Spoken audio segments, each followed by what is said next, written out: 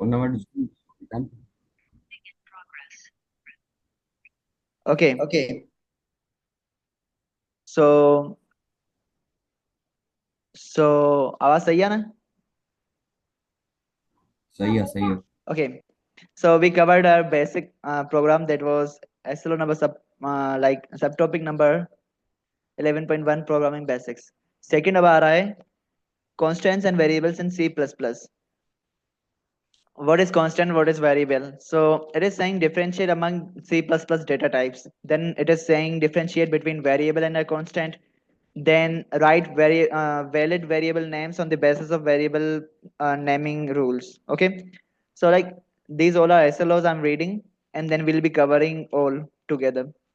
11.2.4, determine the data types of variables depending upon the values. Okay like values आपको दी जाएंगी और उसकी basis पे आप है ना डिटरमाइन करो कौन सा डेटा टाइप लगना चाहिए.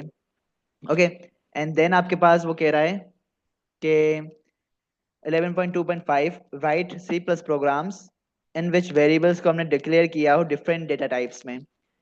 And then 11.2.6, HP entered. 11.2.6, write a program to show the implicit and explicit typecasting and differentiate करो local and global variables को. So हम 2.1 से लेकर 2.5 तक सारा एक साथ कवर करते हैं, then implicit, explicit और local global को बाद में अलग देखेंगे. Okay, so this is the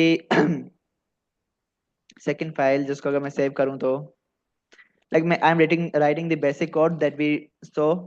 IO stream. अच्छा, IO stream is the input output stream जिसमें आपके पास C in और C output programs होते हैं. सही है, C input और C in और C out होते हैं आपके पास. ओके देन हमारे पास int main होता है, ये हमने देखा. और हम देखते हैं आखिर में कि आपके पास क्या होगा, return 0. Okay this was the basic structure. अब मैं इसे सेव कर दूं तो हो जाना चाहिए भाई. Desktop.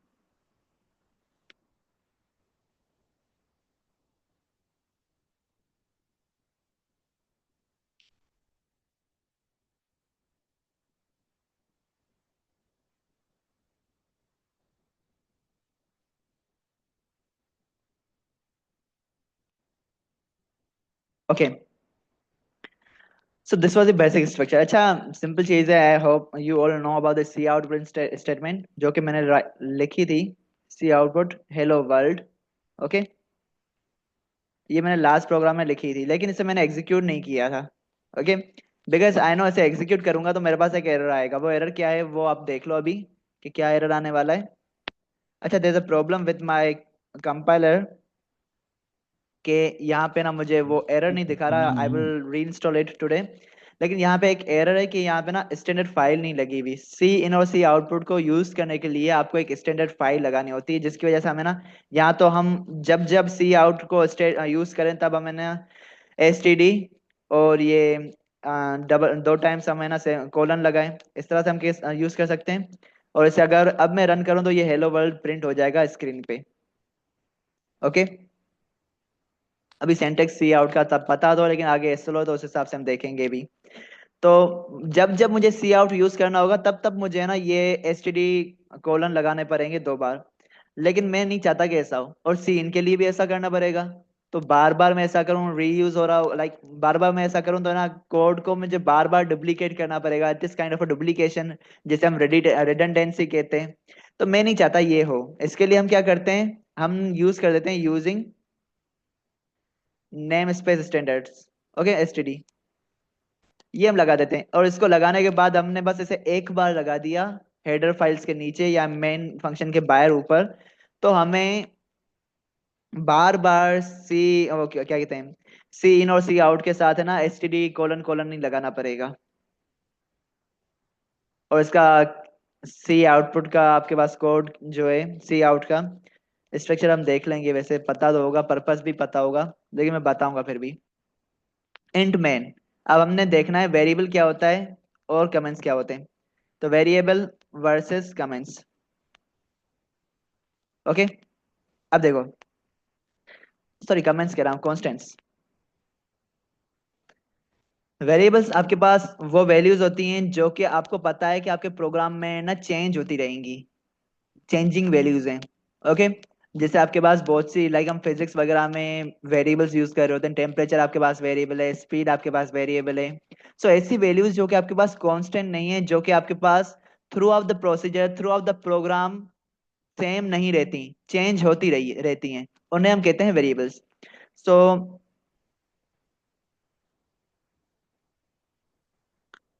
Variables, these are the values which keep on changing और आर लाइक लाजमी थोड़ी ना चेंज भी होती रहे, हमने मतलब वेरिएबल रख दिया तो वो चेंज होती रहे, लेकिन इसका मतलब ये कि हम इससे चेंज कर सकते हैं। ओके, लाइक अगर मैं कहूँ कि int a is equal to b, a is equal to 20 रख दिया और मैं उसकी वैल्यू चेंज ना करूँ प्रोग्राम में, तो वो कांस्टेंट रह रही है देखने के लिए। लेकिन हमारे पास एक्सेस है, we if we want we can change the variable. Okay, so like variables are the values जो कि ना which can be keep on changing नहीं, which can be changed to, like can be changed लिखा क्योंकि एक अच्छी सी meaning निकल जाए इस सेंटेंस में से, which can be changed through change in the program। Okay, and इसके कंट्रास्ट में आपके पास क्या होता है, कॉन्स्टेंट्स होता है, अपोजिट में constants, values which remain constant। Okay, example के तौर पे आप ले लो, पाई की वैल्यू ले लो, पाई जो कि आपके पास क्या होता है 3.142। उसके अलावा आप के ले लो, Coulomb's constant, that was 9 into 9, 9 into 10 power 9। Okay, 9 into 10 power 9। और ऐसी बहुत सी कांस्टेंट वैल्यूज होंगी आपके पास जो कि throughout the program constant रहती हैं, जैसे 9.8 ग्रेविटी। सो लाइक वैल्यूज ऐसी ऐसी वैल्यूज जो कि कांस्टेंट रहे प्रोग्राम में, चेंज नहीं होती। तो दीज आर द वैल्यूज जो कि this is the differentiate between variable and a constant. अब देखो इनका मेन पर्पस क्या होता है, ये तो मैंने बता दिया वेरिएबल वैल्यूज कौन सी होती हैं और वेरिएबल कांस्टेंट्स कैसे कौन से होते हैं। अब ये दोनों पता है क्या करते हैं, ये आपके पास लाइक वैसे तो नॉर्मली वेरिएबल के लिए डिफाइन किया जाता है, लेकिन ये दोनों के लिए होती है डेफिनेशन जो कि मैं बताने वाला हूँ। Both variable and constant are the memory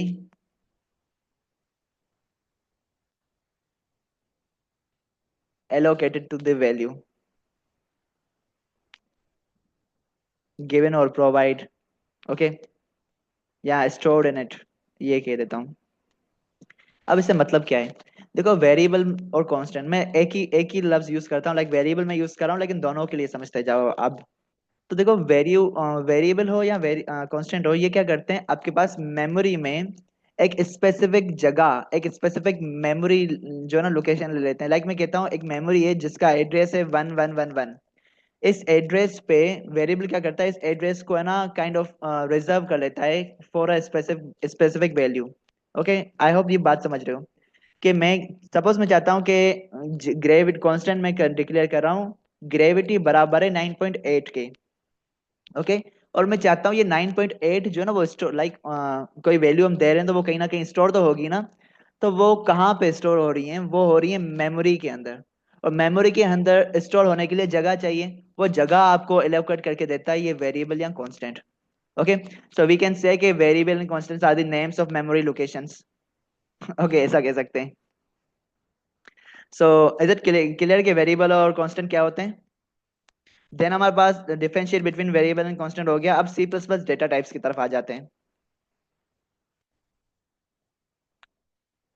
अच्छा, एक और चीज, कमेंट्स को लगाने का एक शॉर्टकट तरीका है, कंट्रोल फॉरवर्ड स्लैश लगा दो। ओके, लेकिन उसमें कमेंट आपके बिल्कुल स्टार्ट ऑफ द लाइन में लग जाएगा। सपोज मैं यहाँ पे इस यहाँ पे कर्सर को लेके आ जाता हूँ और यहाँ पे मैं कंट्रोल फॉरवर्ड स्लैश लगाता हूँ तो ये पूरा कमेंट हो जाएगा। लेकिन अगर मैं मैन्युअली एंड पे लगाता हूँ तो एंड से कमेंट स्टार्ट होगा। ओके, तो शॉर्टकट फॉर कमेंट है आपके पास कंट्रोल बैक फॉरवर्ड स्लैश। या वी वर एट के आपके पास डेटा टाइप्स क्या होती हैं। अब हमने देख लिया आपके पास वैल्यूज होती हैं। अब वैल्यूज की भी जारी बात है टाइप्स होती है ना आपके पास। एक आपके पास ऐसी वैल्यूज होती हैं, लाइक एक आपके पास अल्फाबेट्स होते हैं।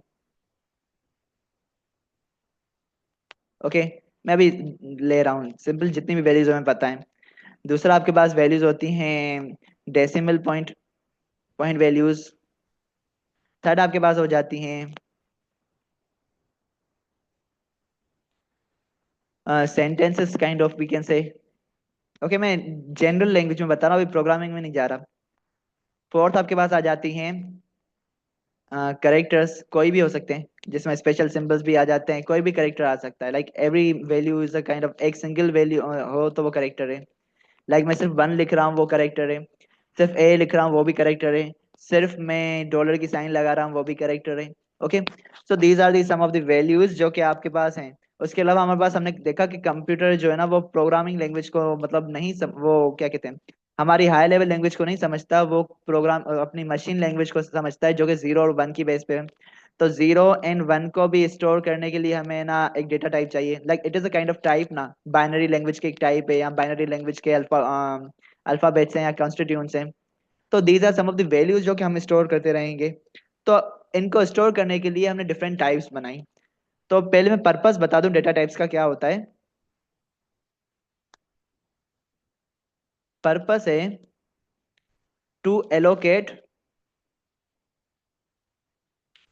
फेयर या फेयर या रिक्वायर्ड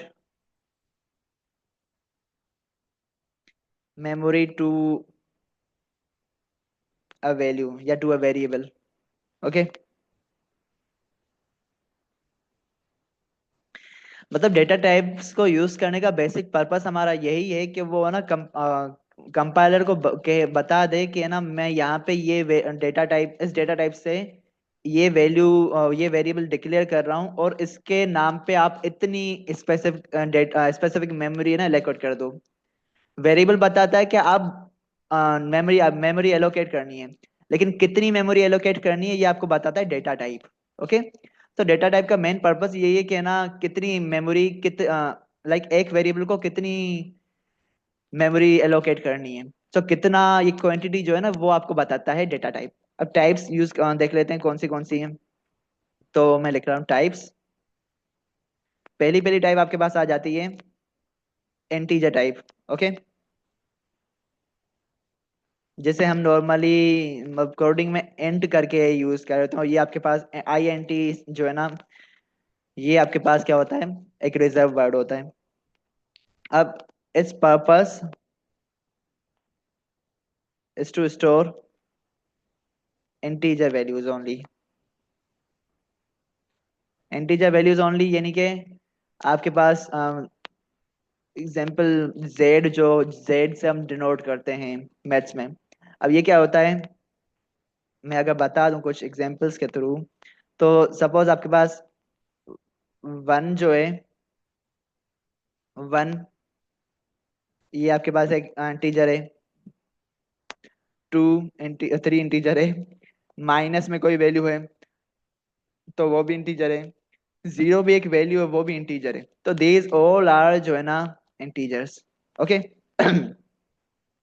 अब दूसरी टाइप आपके पास हो जाती है जिसे हम कहते हैं फ्लोट, फ्लोटिंग पॉइंट टाइप। जैसे हम है ना फ्लोट करके, फ्लोटिंग पॉइंट में आपके पास दो टाइप्स आ जाती है ना, फ्लोट। ओके, इसमें पहले पहला आ जाता है, जैसे मैं ए डॉट कर देता हूँ, पहला पहला आ जाता है float.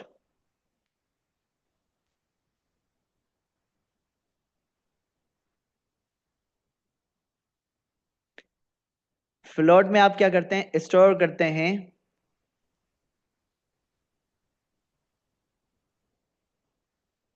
Decimal point values, values. Okay, values. और दूसरे आपके पास आ जाता है डबल, बी, जो कि डबल होता है। इसकी मैं सेम सेम डेफिनेशन लिखने वाला हूँ। Okay, but less precise, more precise. Okay. उसी तरह से इंटीजर में भी दो तीन टाइप्स आ जाती हैं, लेकिन उसमें हम नॉर्मली इंट ही यूज कर रहे होते हैं, लॉन्ग इंट वगैरह यूज नहीं कर रहे होते, इसलिए मैंने नहीं बताया। लेकिन फ्लोटिंग पॉइंट टाइप में हम फ्लोट और डबल दोनों यूज कर रहे होते हैं कॉमनली, तो मैंने दोनों बता दिए। इवन लॉन्ग डबल भी होता है आपके पास। ओके। बहरहाल ये दो आपके पास हैं, जिसमें अगर मैं एग्जांपल देना चाहूँ तो आपके पास वैल्यूज कौन सी आ जाती हैं। पाई की वैल्यू लगा लो 3.142, या कोई और सिंपल वैल्यू लगा लो 36.7, टेम्परेचर लगा लिया मैंने। तो ऐसी वैल्यू जिनमें पॉइंट्स आते हैं, या मैं 0.22 कर देता हूँ, या मैं माइनस में मैंने वैल्यू ले ली 0.0 भी। 0.0 भी आपके पास एक फ्लोट है। इवन दो ऊपर मैंने जो वैल्यूज लिखी हैं, लाइक 1 लिखा है, तो 1 आपके पास क्या इंटीजर है, लेकिन इसके साथ मैं पॉइंट लगा के 0 भी लगा दूं तो ये आपके पास फ्लोट हो जाएगा। ओके। तो these are some of the examples of float. Third आपके पास आ जाता है character data type.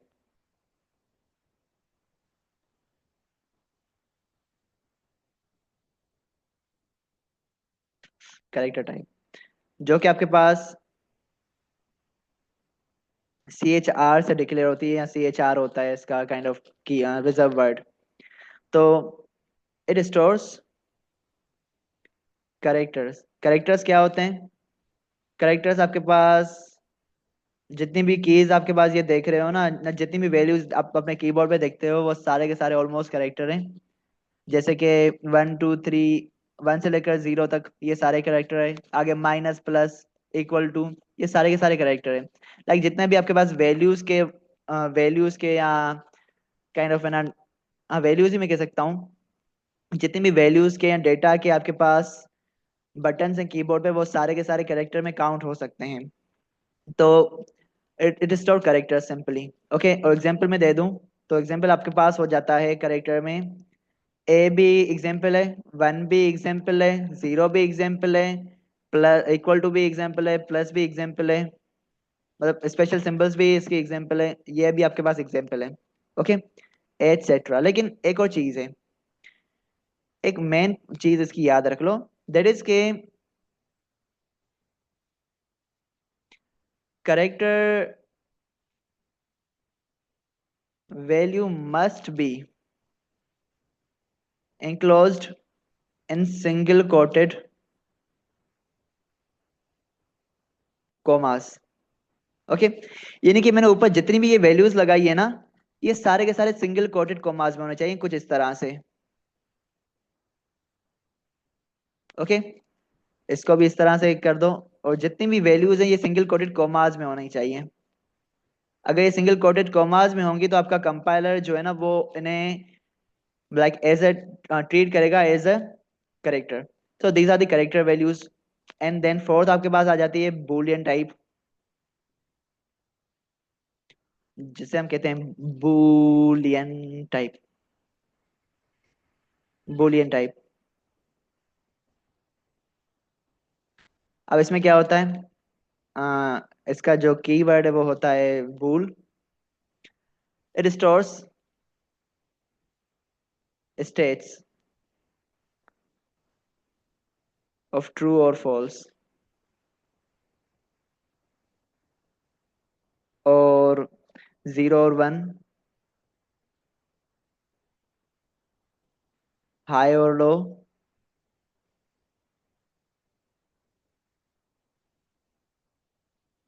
Okay.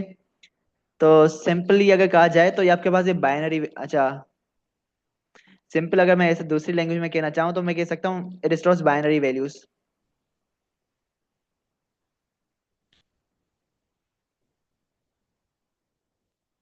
It stores binary values. बस मैं ये कह सकता हूँ ये बाइनरी वैल्यूज को स्टोर करता है। ओके। जिसमें आपके पास कंप्यूटर में हम बाइनरी वेरिएबल्स को हम लाइक ट्रू है तो 1 के बराबर है, like I would say next line में के true is equal to high is equal to 1। Okay. And same way में false is equal to low is equal to zero. तो वन जहाँ पे भी हो उसे ट्रू समझना, और जीरो जहाँ पे भी हो और वो उसे फॉल्स समझना। ये बूलियन आपके पास काम आते हैं कंडीशंस वगैरह में बहुत ज्यादा। ओके। एंड आपके पास आखिरी जो मैं बता रहा हूँ दैट इज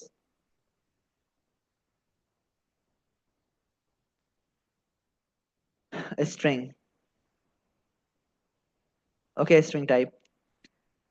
लाइक वैसे देखी जाए तो आपके पास है ना सी प्लस में स्पेसिफिक स्ट्रिंग स्ट्रिंग टाइप का कोई डेटा टाइप है नहीं, लेकिन इसे हमें ना काइंड ऑफ डेटा टाइप के तौर पे ले लेते हैं। ओके। क्यों? क्योंकि ना आपके पास स्ट्रिंग जो है ना वो सी प्लस में एरे ऑफ करेक्टर्स का माना जाता है। तो हम करेक्टर को यूज करते हुए स्ट्रिंग को डिक्लेयर कर रहे होते हैं सी प्लस प्लस में, लेकिन हमने सी को यूज किया है, उसमें स्ट्रिंग होता है और उसकी वजह से हमें ना थोड़ा स्ट्रिंग को यूज करने के आदी हो चुके हैं। तो बहरहाल इसे हम काउंट करते हैं as a fifth data type, जो कि क्या है, sorry, as a derive data type. ये आपके पास डिराइव डेटा टाइप में भी आ जाती है। ड्राइव क्या होती है वो भी मैं बताने वाला हूँ थोड़ी देर में, वैसे इतना डिटेल में अंशुल, नहीं जाना चाहिए। यस। तुमने कांस्टेंट को लिखने का तरीका तो नहीं बताया, उसका सिंटेक्स क्या होता है कांस्टेंट को डिक्लेयर करने और का? बताने आ रहा हूँ, सब बता रहे आ रहा हूँ आगे जब मैं कोड कर रहा हूँ ना। अभी मैं सिर्फ थ्योरी दे रहा हूँ जितनी भी दी है ना मैंने। ओके। रिमाइंड करवाते जाना अगर मैं कोई चीज भूल रहा हूँ। मैं थ्योरी दे रहा हूँ पहले, देन मैं सारी की सारी चीजें, अभी कोड है इसका ऐसा लोगे कोड करो, इन सारी चीजों को मैं कोड करूंगा डिफरेंट डेटा टाइप्स के साथ डिफरेंट वेरिएबल्स एंड कॉन्स्टेंट्स को। तो स्ट्रिंग जो है ना आपके पास it is a, sorry, it stores string values. String values क्या होती हैं आपके पास? स्ट्रिंग होती है, string is the string is the collection of characters. Okay. तो ये स्ट्रिंग वैल्यूज को स्टोर करती है। जिसकी एग्जांपल मैं देना चाहूँ तो मेरे पास आ जाती है, इतना आगे कहाँ चला गया मैं, इसकी एग्जांपल आपके पास आ जाती है। लाइक मैं कोई सेंटेंस लिखना चाहूँ एग्जांपल में, तो आई वुड से कि ना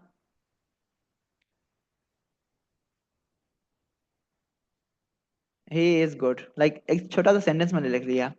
अब यू वुड नोट के ना मैंने यहाँ पे एग्जांपल में जो सेंटेंस लिखा ही इज गुड, इसको मैंने इंक्लोज किया है इन क्या कहते हैं डबल कोटेड कॉमास में, या इन्वर्टेड डबल इन्वर्टेड कॉमास में हमने ऐसे किया हुआ है।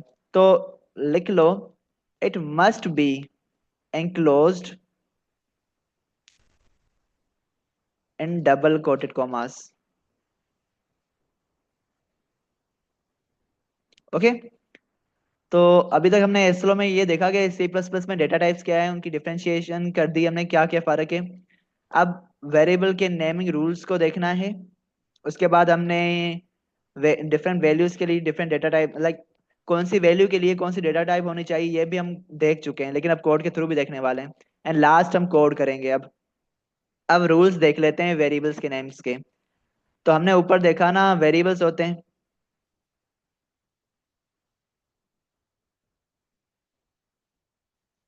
एक मिनट थोड़ा सा वेट करना, मैं काइंड ऑफ आइडिया देता जाऊँ कौन सा एसएलओ कहाँ पे कवर हो रहा है। तो यहाँ पे कवर हो रहा है 2.2। ओके। और यहाँ पे मैंने कवर किया 2.1 एंड 2.4 ऑल्सो आई गेस। हाँ 2.4, जिसमें हम कौन सी वैल्यू कौन से डेटा टाइप में स्टोर होनी है ये भी देख लिया हमने। एंड हम जा रहे हैं 11.2.3 जिसमें नेमिंग्स के रूल्स देखने वाले हैं। ओके।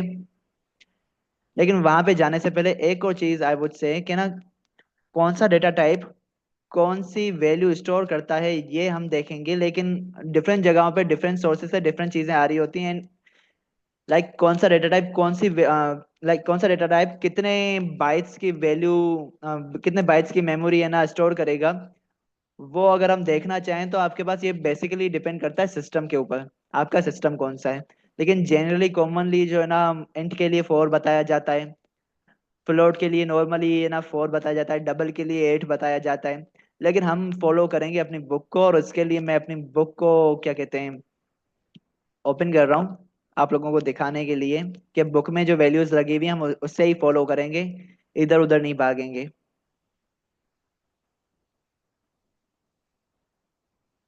सो तब तक आप लोग मुझे ना ये बताते जाओ, जब तक मैं बुक खोल रहा हूँ तब तक आप ये बताते जाओ कि वेरिएबल के नेमिंग रूल्स क्या होते हैं, वेरिएबल के या कांस्टेंट के नेमिंग रूल्स क्या होते हैं। वेरिएबल या कांस्टेंट के नेमिंग रूल्स। जी। एक तो first character of variable name must be alphabet या अंडरस्कोर। ओके। और दूसरा जो इसमें अलो होती हैं चीजें कैरेक्टर्स, वो अंडरस्कोर, डिजिट्स, अपर केस और लोअर केस लेटर्स होते हैं। लाइक यू वांट टू और से कि upper case and lower case letters are different. हाँ, गुड। और दूसरा ये कि स्पेशल सिंबल्स भी इसमें, मतलब स्पेशल सिंबल इसमें इंक्लूड नहीं कर सकते, गुड। जैसे कि underscore, at the rate, hashtag etcetera. Okay. अच्छा। ब्लैंक अब मैंने ना और कॉमा अलो नहीं होता। जी जी कंटिन्यू करो। ब्लैंक स्पेस और कॉमा अलो नहीं होते, और रिजर्व वर्ड अलो नहीं होते। जी बिल्कुल। ओके। बुक बुक आपके सामने है, if you can see. Yes yes, we can see. Okay. अब यहाँ पे ना ये टेबल गिवन है इंटीजर, जिसमें नंबर ऑफ बाइट्स और उसकी रेंज गिवन है। ओके। इंट अच्छा, इसमें मैं सिंपल बता दूं, जितनी भी इंट हो, लॉन्ग इंट हो, साइंड इंट हो या अनसाइंड इंट हो, ये जो like let me tell you, int हो गया, अनसाइंड इंट हो गया, लॉन्ग इंट हो गया, अनसाइंड लॉन्ग इंट हो गया, ये 4 बाइट्स लेते हैं। कुछ सिस्टम ऐसे हैं जिनमें लॉन्ग इंट जो है ना वो 8 या 16 बाइट्स भी लेता है। ओके। बट बहरहाल हम बुक को फॉलो करने वाले हैं, तो int, unsigned int, long int और अनसाइंड लॉन्ग इंट, ये जो है ना 4 4 बाइट्स लेते हैं। बाकी शॉर्ट इंट और अनसाइंड शॉर्ट इंट जो है ना ये आपके पास क्या लेते हैं, 2 बाइट्स लेते हैं। अब इसकी रेंज भी पूछी जा सकती है आप लोगों से, तो ये रेंज आप लोग याद कर सकते हो।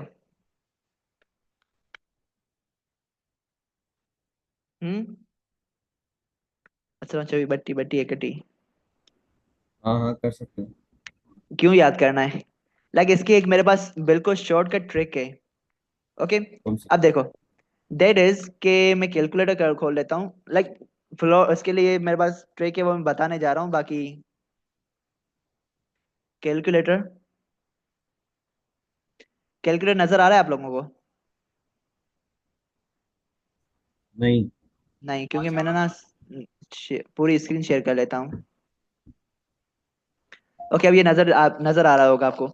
तो देखो कि कैलकुलेटर में है ना, अगर मैं यहाँ पे देखो 4 बाइट्स हैं, 4 बाइट्स में कितनी बिट्स होंगी?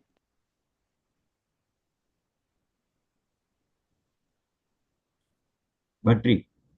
बट्री, यानी कि 32। तो मैंने क्या किया, 2 पावर 32 कर लिया। यहाँ पे पावर कहाँ से होगी, 2 पावर 32। ओके। ये आपको ये नेगेटिव वाली वैल्यू एग्जैक्टली बता रहा होगा। कैलकुलेटर। सॉरी सॉरी, 2 पावर 32 नहीं, 2 पावर 31 करना होगा मुझे। लाइक मैं रिपीटिंग अगेन, 2 पावर में 32 बाइट्स होती है ना, तो 32 - 1 करना होगा, तो यानी कि 31 बाइट्स।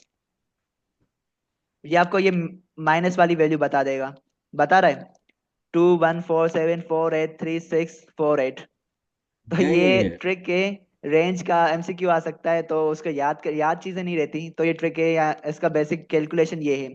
बेस 2 है, पावर में आपके ना 32 बाइट्स हो रही हैं, जितनी भी बिट्स हो रही हैं उसमें से माइनस करो, आपको ये मिल जाएगा। और जो ये वैल्यू मिल रही है ना, ये वाली जो वैल्यू मिल रही है, इस वैल्यू में से माइनस करके पॉजिटिव करोगे तो वहां तक इसकी रेंज होगी। Got it? Zakir and Khaliq. Got it, got it. Got it. अब सेकेंडली, यहाँ पे हमने क्या किया था, 4 बाइट्स 32 बिट्स के बराबर होते हैं, और उसमें से 32 - 1 किया, यानी कि 31 पावर लगाई। लेकिन अनसाइंड इंट जो है ना उसमें नेगेटिव वैल्यूज नहीं होती, 0 से स्टार्ट होता है। ओके।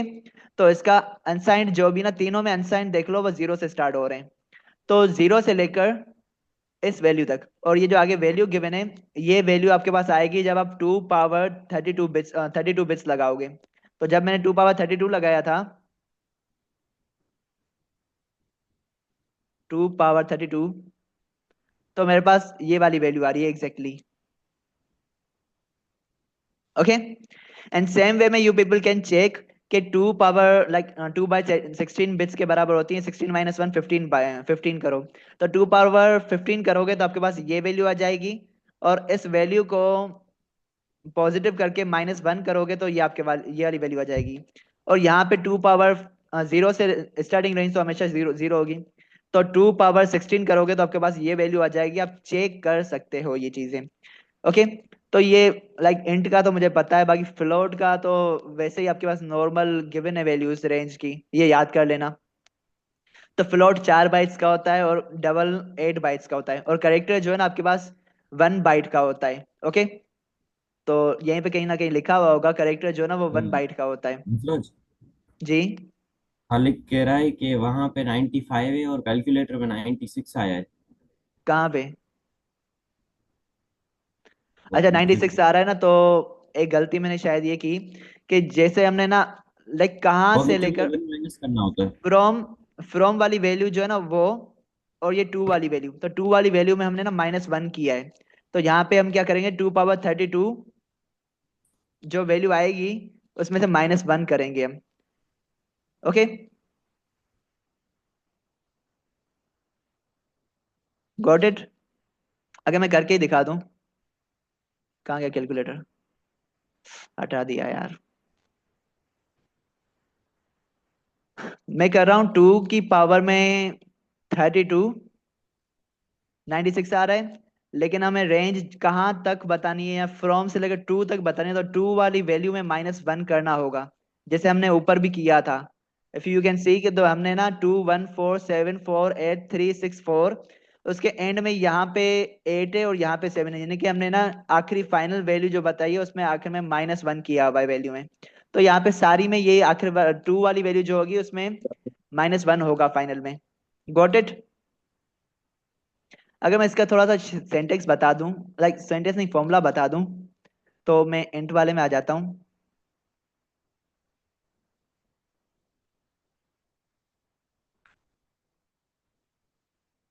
रेंज, अब देखो 4 बाइट्स हैं, बराबर हैं 32 बिट्स के। ओके। तो इसकी रेंज जो होगी वो होगी आपके पास 2 पावर में नंबर ऑफ बाइट्स -1, यानी कि 32 - 1, पावर में -1 है यहाँ पे। ओके। और आगे 2 2 पावर, लाइक जो ये पूरा लिखा हुआ है ना ये पूरा सेम रहेगा, तो मैं इसे कॉपी कर लेता हूँ।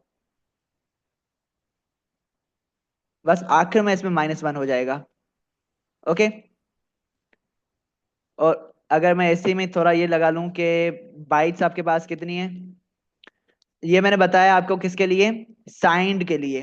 तो signed into signed short into, sorry signed into signed short into और साइंड लॉन्ग इंटो, उसके लिए यही फॉर्मूला होगा, number of 2 power number of bytes -1 कर दो। ओके। कितना टाइम पावर लगेगा? में -1 होगा।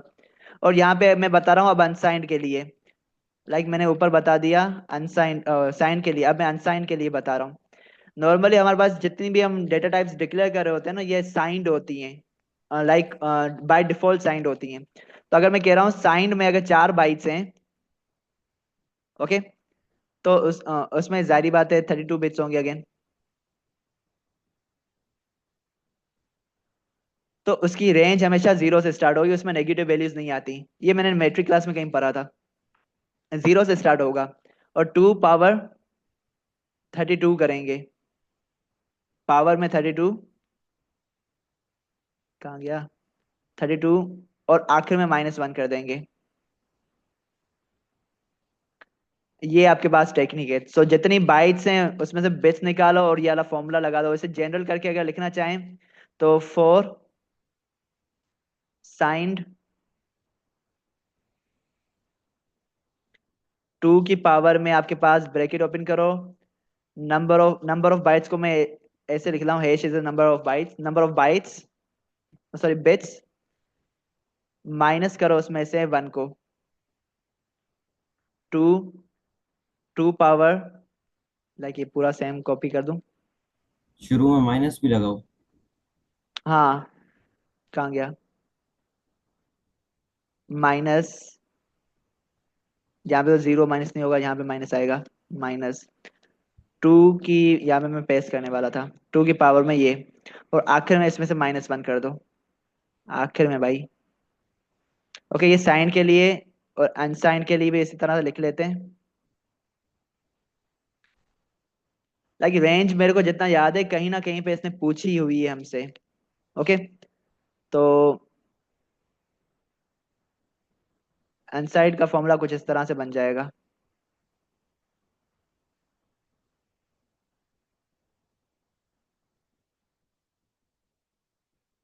Got it?